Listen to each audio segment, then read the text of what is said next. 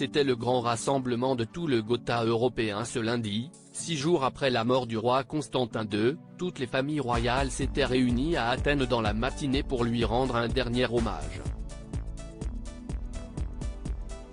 Et en première position, sa famille, sortie en larmes de la cérémonie, et notamment sa femme Anne-Marie, qui n'a pu cacher ses larmes. La main sur le cœur, la reine originaire du Danemark a remercié ses invités et le public en pleurs, mais particulièrement digne. Entourée de leurs 5 enfants, Alexia, 57 ans, l'héritier Paul, 55 ans, Nicolas, 53 ans, Théodora, 39 ans et Philippos, 36 ans, elle portait notamment le même pendentif qu'elle avait choisi pour leurs noces, il y a presque 59 ans. Tombés amoureux alors que la jeune femme n'avait que 16 ans, le couple ne s'était depuis jamais quitté, malgré l'exil et la situation politique difficile. Les princes Paul et Nicolas ont également montré leur chagrin, l'héritier, soutenu par sa femme Marie-Chantal et ses 5 enfants, Maria Olympia, 26 ans, Konstantinos, 24 ans, Achillea, 22 ans, Odyssea, 18 ans et Aristide, 14 ans, a imité sa mère, main sur le cœur et les larmes au bord des yeux.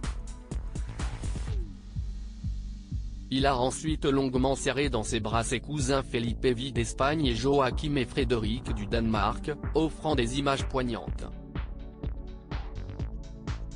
Des invités venant des 4 coins du monde, son petit frère, quant à lui, s'est montré très touché, essuyant ses larmes, tout comme sa femme Tatiana.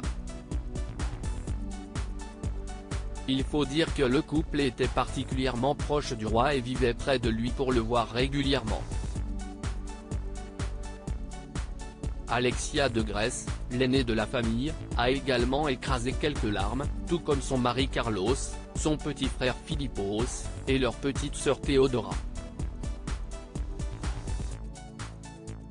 Très ému, tout le clan, particulièrement soudé, a heureusement pu compter sur le soutien des nombreux invités.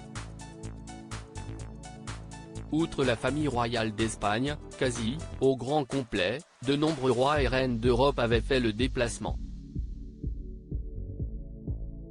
La reine Margrethe du Danemark et sa sœur Bénédicte, les aînés de la reine Anne-Marie, avaient bien sûr fait le déplacement pour soutenir la veuve. Les princes Frédéric et Joachim, en froid depuis quelques mois, avaient quant à eux décidé d'une trêve pour leur oncle. Touché, le roi Willem-Alexander des Pays-Bas est arrivé dans la matinée avec sa femme Maxima et sa mère, la reine douairière Béatrix. À leur côté, le roi Philippe de Belgique avait fait le déplacement avec sa femme Mathilde, tout comme le roi Karl XVI Gustave et sa femme Sylvia. Le grand-duc Henri de Luxembourg était également présent, non loin du prince héritier Haakon de Norvège, de sa femme Mette Marie et sa sœur Martha Louise. Pour représenter le clan royal britannique, c'y est la princesse Anne qui a fait le déplacement en compagnie de sa cousine éloignée, Lady Gabriella. La jeune femme, qui était également une cousine éloignée de la famille royale grecque, avait été choisie en dernière minute. Enfin, Albert de Monaco était très sérieux et en solo, et a retrouvé notamment les familles royales de Serbie ou encore de Roumanie.